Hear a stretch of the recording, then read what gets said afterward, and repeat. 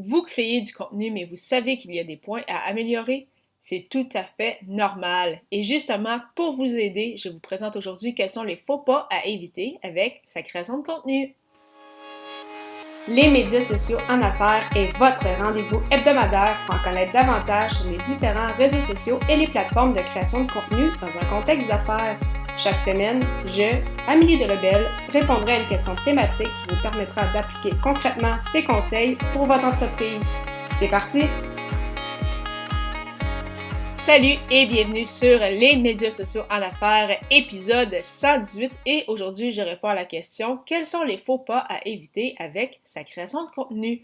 Tout d'abord, la première erreur, et une erreur que je vois malheureusement beaucoup trop souvent et que j'ai déjà eu justement des retours des gens qui m'écoutent quand je leur mentionne qu'il ne faut pas s'adresser à trop de personnes. Donc vraiment, la fausse croyance sur le web, c'est de penser que plus qu'on s'adresse à des gens, donc si on peut toucher vraiment tout le monde, c'est de cette façon qu'on va vendre nos produits et services.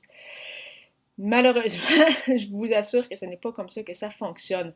Bien que ça peut sembler contre-intuitif, le fait d'avoir un persona, comme on appelle dans le milieu, ou vraiment une audience cible, c'est que ça va vous permettre en fait de mieux cibler non seulement justement le type de produit et de service, donc pour que ce produit et service-là puisse aider justement cette personne-ci, mais ça va également vous permettre de mieux cibler votre message.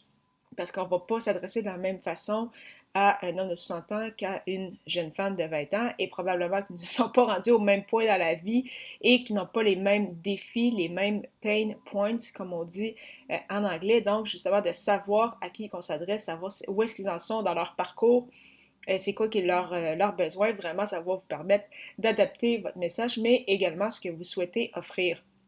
Bien évidemment, cela ne signifie pas que vous allez peut-être avoir des fois, je ne sais pas si vous souhaitez aider particulièrement les femmes, mais ça se peut qu'il y ait quand même des hommes qui se sentent visés par ce que vous dites et qu'ils aimeraient également être aidés par vous. Ça ne veut pas dire que c'est ça qu'il va y avoir aucun homme qui va travailler avec vous, mais d'emblée, vous savez que le produit, le service est peut-être plus adapté aux femmes et que c'est celle-ci que vous souhaitez aider. Bon, bien, vous allez vous adresser comme si vous adressez aux femmes, mais peut-être que justement certains hommes vont être interpellés par votre message et donc vont vouloir travailler avec vous. Donc, un n'empêche pas l'autre, mais vraiment, ça va grandement vous aider. Et d'ailleurs, si vous n'avez toujours pas défini votre persona ou que vous l'avez peut-être fait il y a longtemps, mais vous vous dites que le bonifier serait peut-être une bonne chose, je vous invite à écouter mon épisode 6 justement qui vous explique comment bien définir votre persona. Donc simplement aller au ameliedelebel.com/E majuscule 006. Donc vous allez pouvoir écouter cela à la fin de cette émission. Et donc, une autre erreur à éviter, donc oui, ne pas cibler votre audience, donc vous adresser à trop de personnes, mais également ne pas avoir de structure.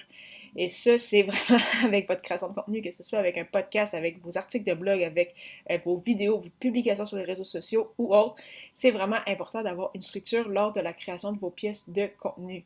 Par exemple, avec cet épisode-ci, ou en fait ce podcast-ci des médias sociaux en affaires, j'ai toujours une même structure comme vous le voyez. Donc, j'ai toujours un hook, comme on appelle, donc un petit quelques secondes de teasing avant le jingle qui explique un peu c'est quoi mon podcast. Et par la suite, je débute l'épisode avec une petite introduction et on embarque directement dans le vif du sujet. Par la suite, je termine par un appel à l'action et je vous laisse pour l'épisode de la semaine suivante. Donc, c'est de cette façon-là que je structure. Et en fait, la structure, justement, ça vous permet... c'est ça qu'il y a une certaine rigidité. Donc, vous savez de quoi vous allez parler, vous êtes structuré, vous savez les points qu'il y a abordés, par exemple, dans cet épisode-ci.